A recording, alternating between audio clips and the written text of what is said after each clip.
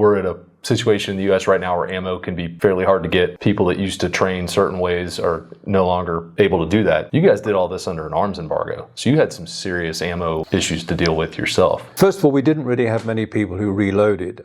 It was illegal to reload. You could get a license if you were very fortunate, but we didn't have primers and powder. Saturday afternoon practice would be 50 rounds. That's it. And even when we did the Olympic style shooting, later, we were lucky to get more than 50 rounds in a day, which is nothing. But I still always believe that you can shoot too much. You can shoot to the point where you're losing concentration and you're just firing shots and you're not learning anything from it. Even though we didn't have much ammunition and we had very poor equipment, we came third in the first World Championship. The second one we won, and we beat the Americans, and we won the third one, beating the Americans as well.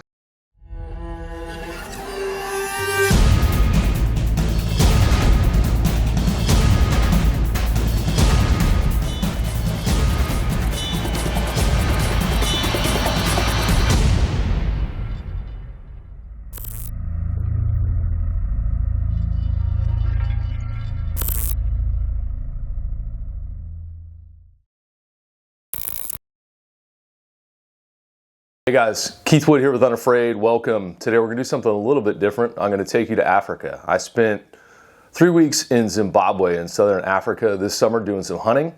And while I was there, I had an opportunity to sit down with a couple of living legends. One of them was Dr. David Westerhout. Westerhout, if you're not a kind of long-time competitive shooting fan, is a founding member of IPSC in the 70s, competed in the first 3 IPSC World Shoots, was the victor in the 3rd World Shoot as the captain of the Rhodesian team. So he's a IPSC World Champion from 1977. And the interesting part about that is he did it going up against some of the best shooters in the world, including Ray Chapman, guys that were armed with the greatest custom 1911s that money could buy, Packmeyer Combat Specials and similar guns. He did it with more or less a stock Browning high power. More than that, he did it with only 50 rounds a week to practice with because Rhodesia was under an international arms embargo and in the middle of fighting a bush war at the time. So every round of ammo was precious there. 50 rounds a week to practice for the World Championship. Pretty impressive. He did a lot of dry firing and he was very efficient in his live fire practice, which we're going to talk about. So he walks us through his sporting career. He was a Rhodesian Special Air Service officer for many years. Participated in the Bush War, and obviously a world-class competitive shooter.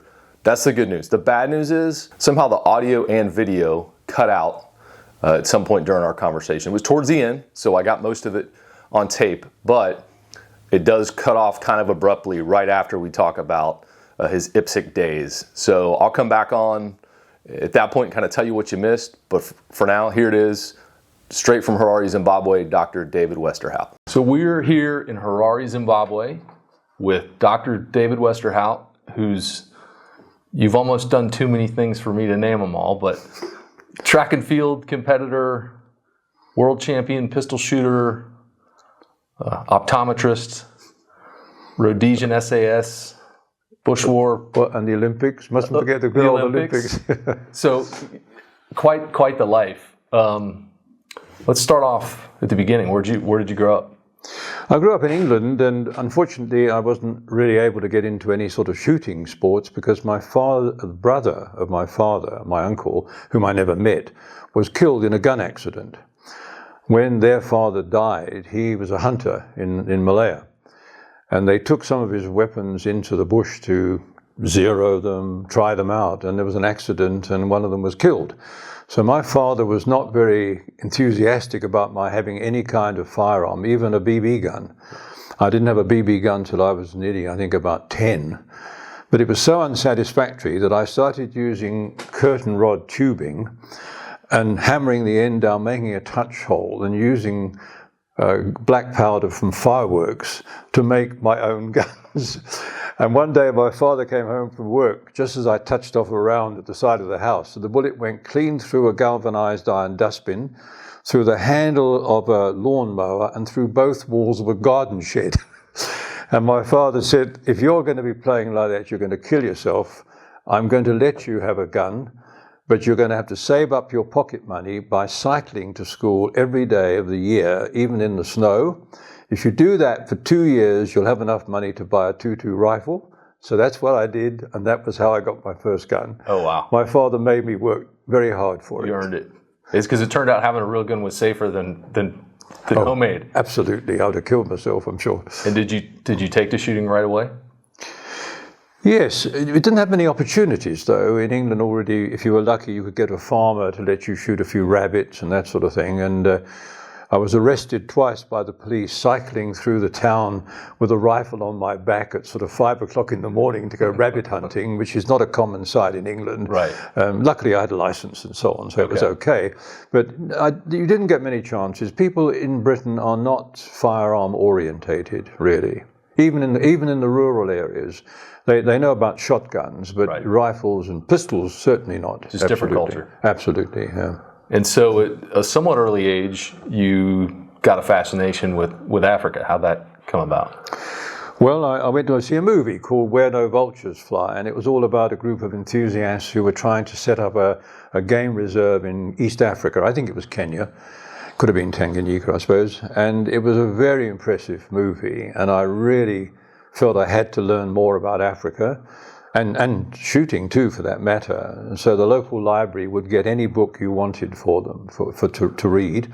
If they didn't have the book, they would get it for you. And I pestered my library for 2 years, and I think I read just about everything ever published on Africa and African hunting.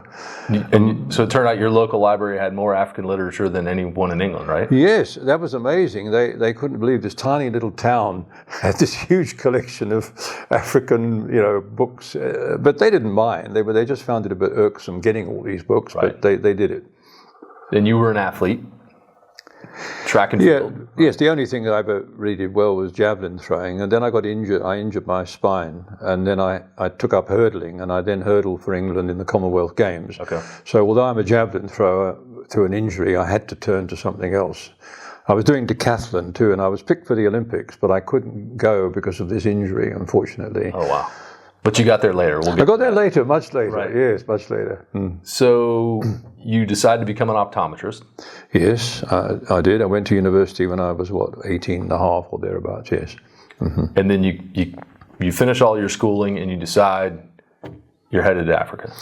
Yes, I mean, this was a thing. I either did it then. I mean, once you start settling down, having children and getting married, you're not going to make it to Africa. Right. So while I was still single, I decided to come, and I saw a position advertised.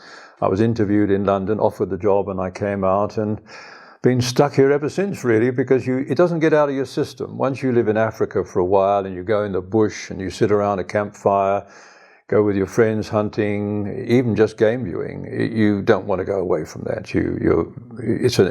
It gets a real hold on you, Africa. It's a special place. Yes, I think so. What year did you move here?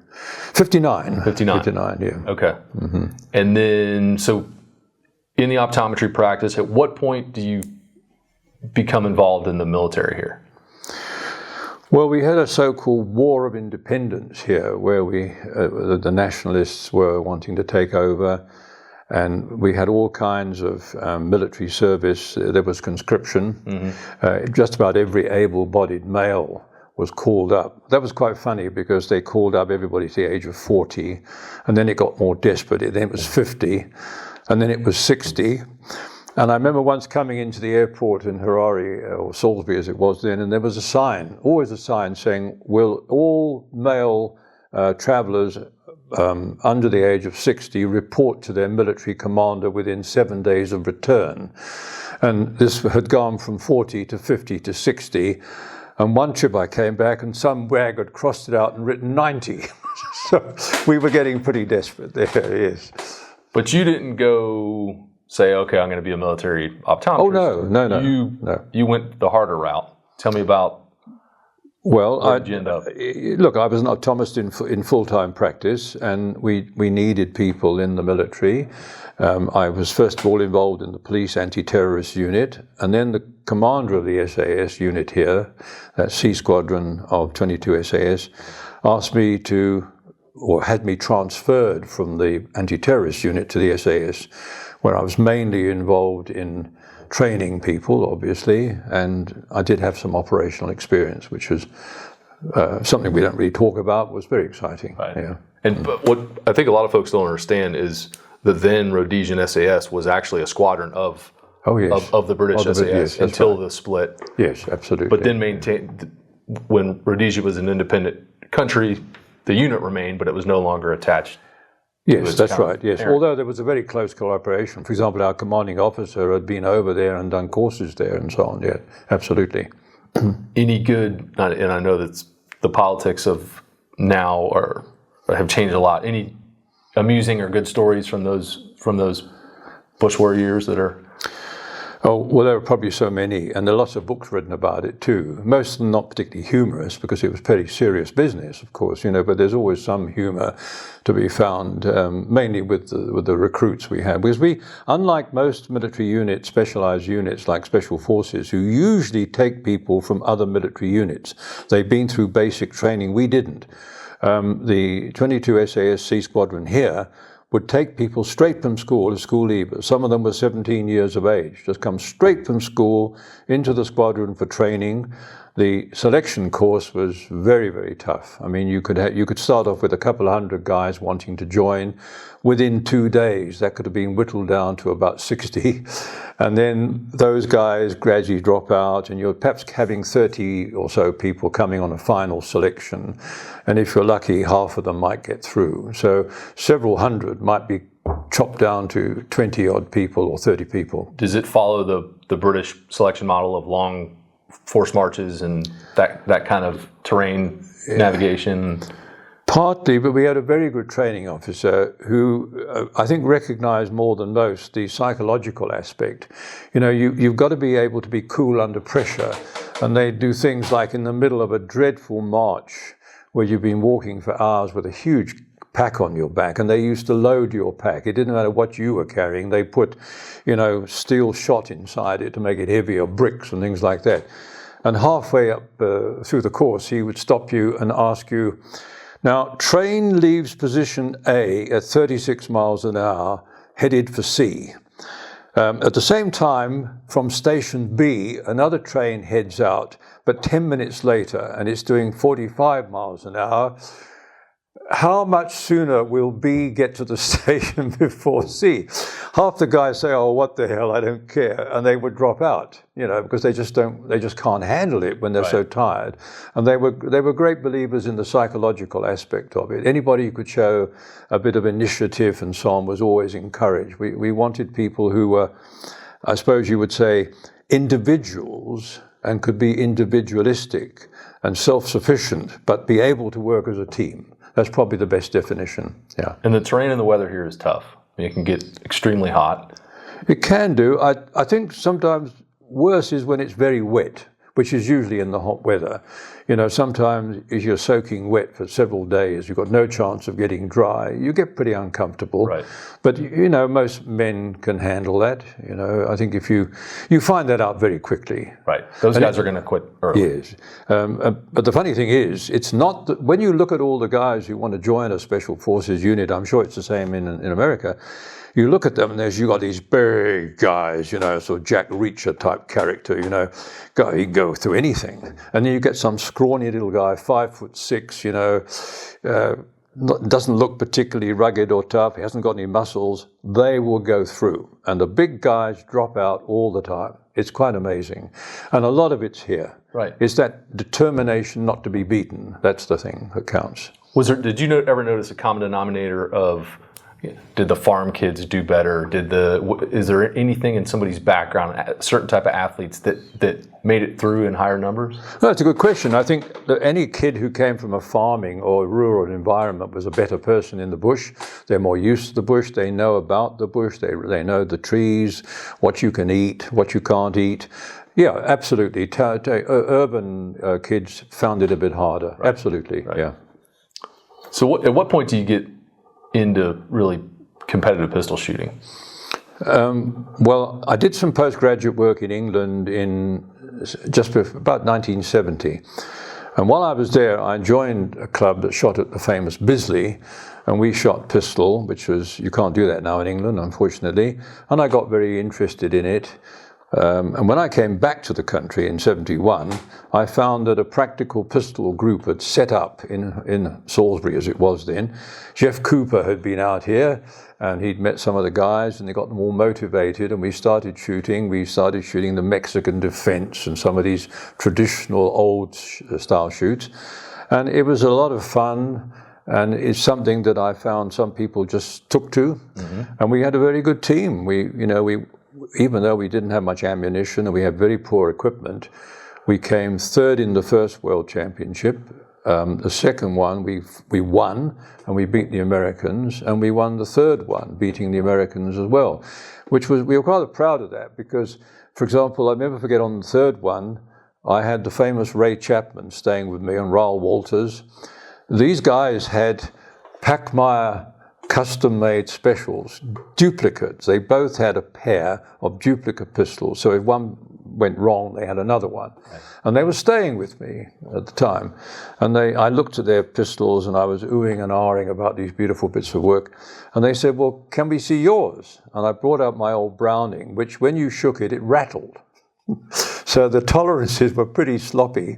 It was reliable, right, but it couldn't shoot like Ray Chapman's. I mean, Ray was shooting 1-inch groups of 50 meters with his 45. Yeah, those Packmeyers were amazing. Yes, amazing. Yeah.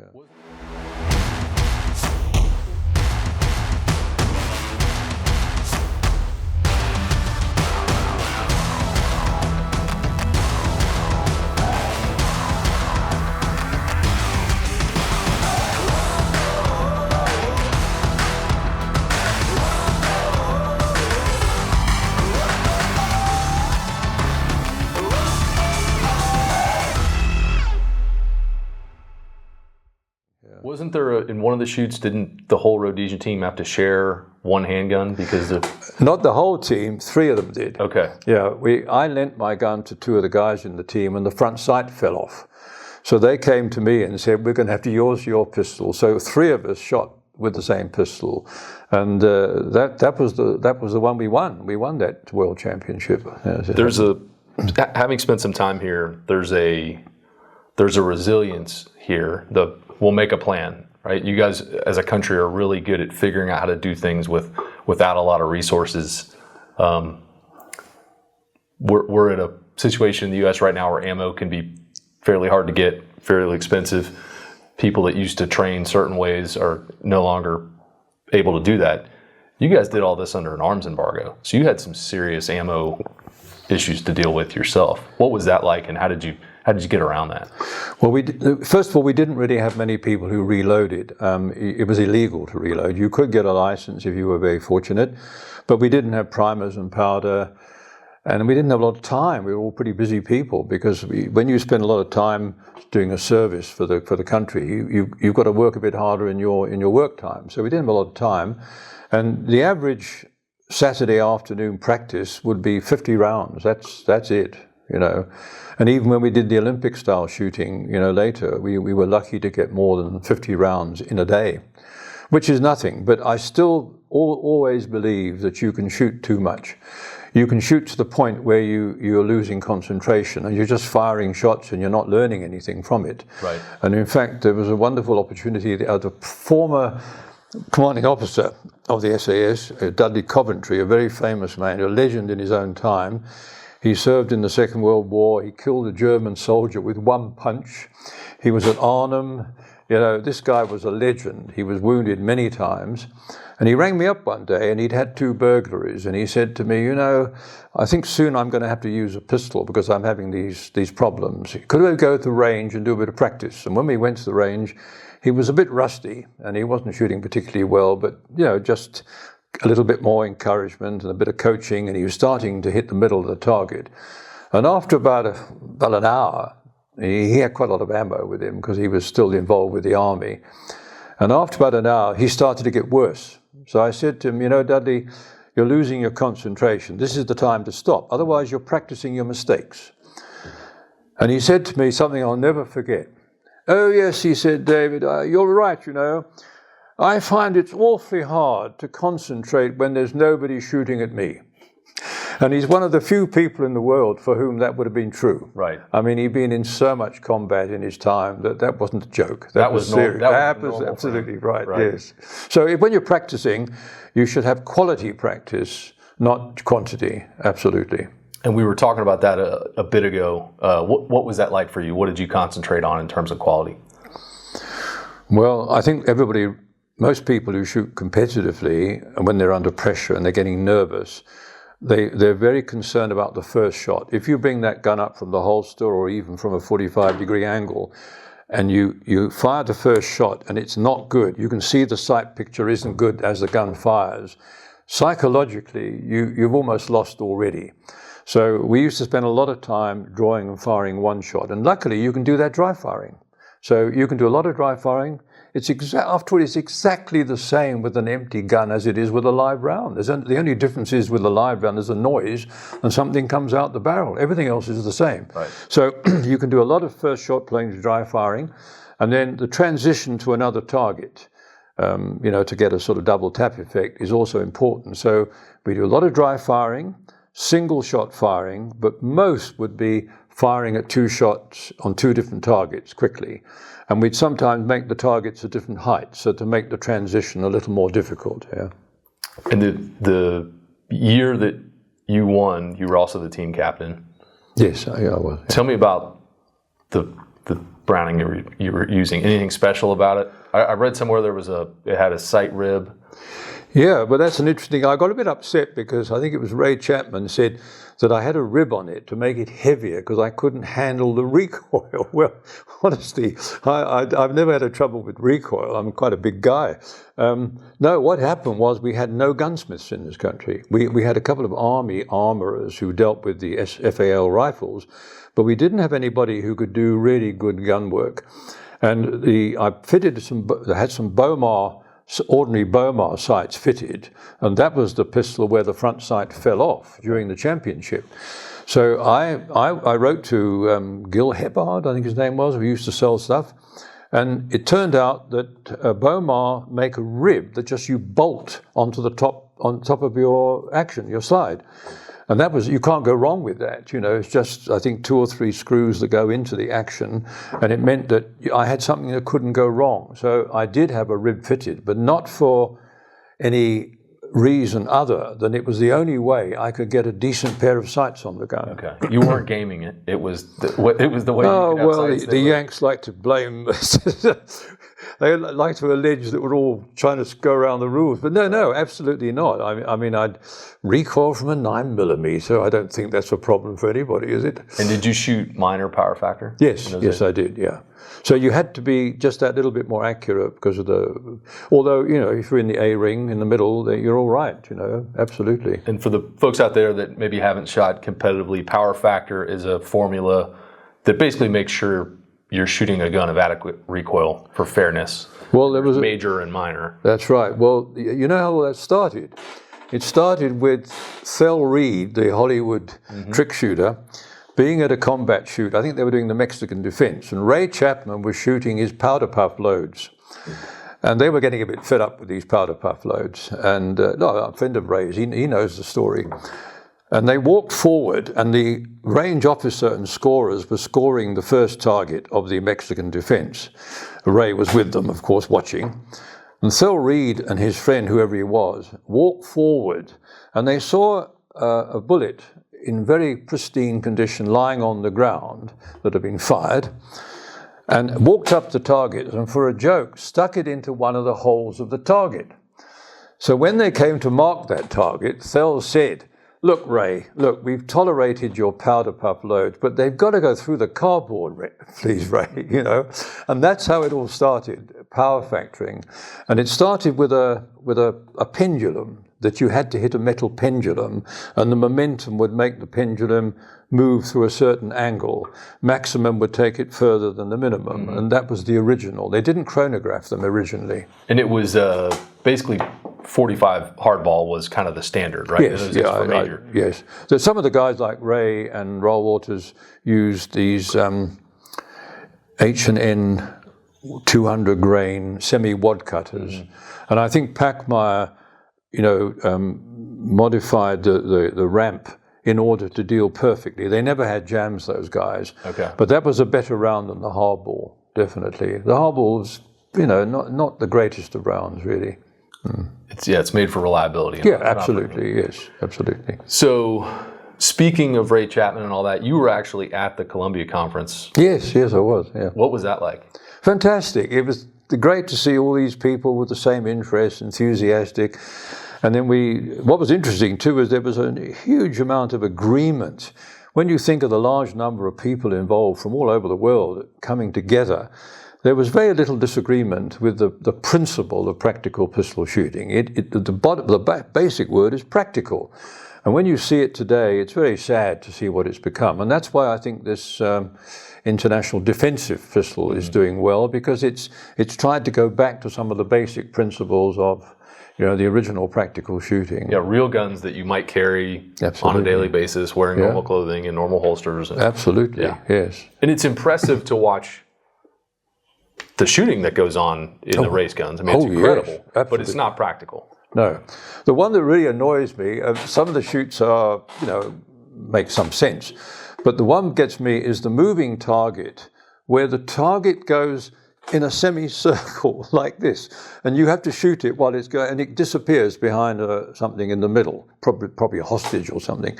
And this thing is going backwards and forwards. Now, have you ever seen you call him a perpetrator, go from here to here to here?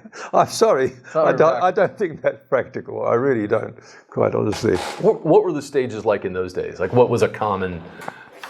Well, one thing that they don't do anymore, which I think is very basic, and it's a good thing for training people, is the standard exercises. Starting at, 3 meters, one shot in 1.2 seconds from the holster, and then moving back to 3 meters and so on. The time's getting a little bit longer each time, and then going right out to 60 meters, because every now and again you might have to shoot at 60 meters.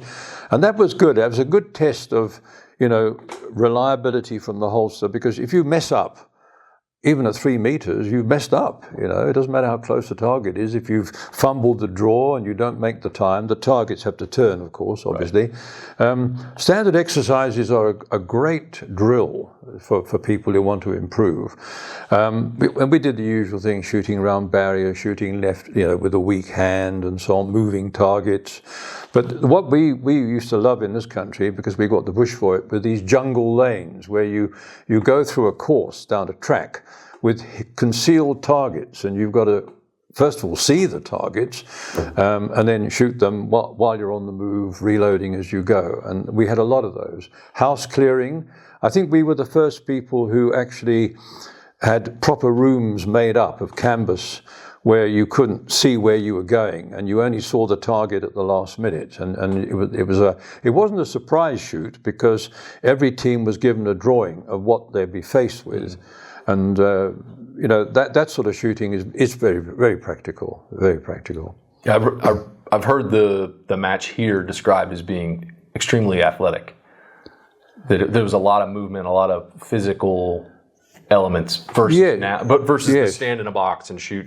Oh yes, because that was the thing that Jeff Cooper, if you look at the original principles of practical shooting by Jeff Cooper, he laid them out in one of his articles many years ago in one of these American journals. And one of them was the ability to shoot while you're moving and to shoot after moving when you're out of breath. So we had times when even the Mexican defense, you shoot while you're moving, and that's not easy to do. And there was one part where you had to climb over a barrier. Now that wasn't new to us. They'd done that in Salzburg in Austria the year before. Okay. Most unfortunate, one of the guys climbed on the barrier and found it a bit difficult, rested for a moment, and then jumped off and broke his leg. And, that's what dampened people's enthusiasm. But one thing I really admired about Jeff Cooper was that when we had a big shoot here, there was a lady who said, "I can't climb over the barricade." And the barricade had lovely holes in it, where you could put your feet. It was quite easy, but she just wasn't athletic, and she said, "I can't do it." So Jeff Cooper said, the only reason you go over a wall is to save time going round the building. So he marked out with a rope an imaginary building. So if you didn't want to climb over the wall, you ran round the building and continued, which I thought was a very sensible, logical, practical way of resolving the problem there, Yeah. Definitely. What kind of guy was he? Well, a character is putting it mildly. He was very, very articulate. A very good writer. His English was extremely good. Yeah, I think a Stanford graduate. I think so, yes. I think he had a master's degree, I think, in English. No, he was very, eloquent isn't quite the real word, but he was very articulate and he wrote very well, which helped a lot. And he was a great advocate for the practical use of pistols. And it was quite interesting because the military and the police in lots of countries have virtually given up pistols. They carry them, but they don't think of them as being serious. And at one stage, I was asked to go by the South Africans to the police academy in Pretoria in South Africa to give a lecture on the use of pistols by the military. And so I went down there and I was talking to about, I suppose, 50 or 60, but they were all officers. They weren't, and the idea was teach the officers and they'll teach the men. And when we finished, I was asked to give a demonstration, you see. So I thought what would be fun was to use the famous Jim Cirillo hostage thing, where you've got a target half concealed by a hostage, and you've got to draw and fire and hit a headshot of the perp or the felon behind the hostage, and it's got to be right through the forehead or something like that. So I arranged with the armourer down there to rig me up a picture, and the hostage was the commanding officer of the police academy in Pretoria, you see. So I stood there and I said, well, what we're going to do here, they've captured your senior officer and we only get one chance of this, so somebody stand behind me, clap your hands when you want me, and I'll draw and fire. And I got it all wrong. I drew and I shot the commanding officer right between the eyes. Luckily, I don't know why, my inherited wit I'd got from my father kicked in, and I put the gun in a holster and I said, that's what you wanted me to do, wasn't it? So now let's do it for real. And I got it right the second time. So that was another kind of thing. We did a lot of hostage shooting as well, because that puts tremendous pressure on. I mean, you've only got to be an inch out and you've lost 10 points, you know. So that's good shooting too. So that's where it cuts out, unfortunately, very abruptly, right in the middle of the conversation.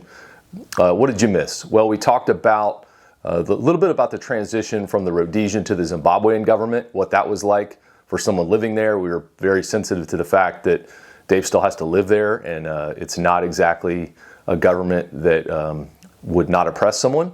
So we were pretty careful there. But to give you an idea how that went, almost immediately after the changeover in government, he participated in the Olympics in Moscow as a member of the Zimbabwean shooting team. So he shot rapid fire pistol for Zimbabwe. So he held no grudges. He immediately went and wore the flag of the new nation and competed there. He didn't win. He had about as many rounds to practice with there as he had in his IPSC days. And he was going up against Eastern European competitors that shot thousands and thousands and thousands of rounds every week. So unbelievable guy, great life story. These days in his 80s, he's still practicing optometry. And in his spare time, he volunteers with young students when they go into the bush. He acts essentially as their bodyguard for wild animals, carrying a 9.3 by 62 millimeter magazine rifle. So sharp as he can be, looks like he could still go out there and compete with some of the best, still very much an athlete. So I was really privileged to spend that time with him. And coming back, he left me with one final nugget, which was we were messaging. I was thanking him for his time. And his last line really hit me. He said, enjoy your freedom. And as bad as sometimes we think we have it in this country, as much as we like to complain about our government and, the things it does or doesn't do, we still have the best country in the world. And we should always be cognizant of that, always fight to keep it and to preserve what we have. Thank you.